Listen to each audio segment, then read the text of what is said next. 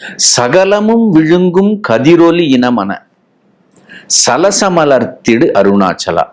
மிக பிரம்மாண்டமான அர்த்தம் உள்ள பாடல் இது.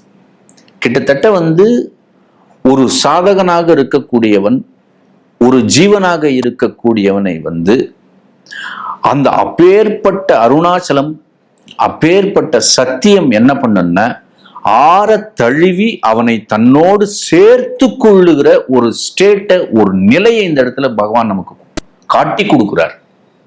இப்படிதான் ஆகும் பாது அப்படின்னு சொல்றார்.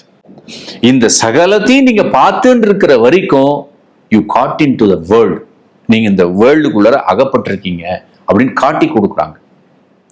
அப்ப இந்த வேர்ல்டு லிமிட்டேஷன்ஸ்ல இருக்கு அப்படிங்கிறத சொல்றதுக்கு ஞானி வராங்க.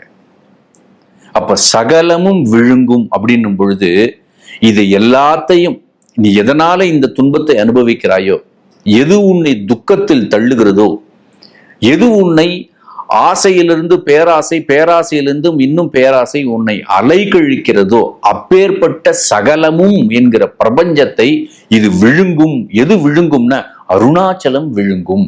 சகலமும் விழுங்கும். எப்படி விழுங்கும்? கதிரொளி போல. ஒரு மலரானது சூரியனை நோக்கும் போது மலர்கின்றதோ, அந்த மலர்தலுக்கு பேர் சலச மலர்த்திடு அருணாச்சலா அப்படின்னு பேர்.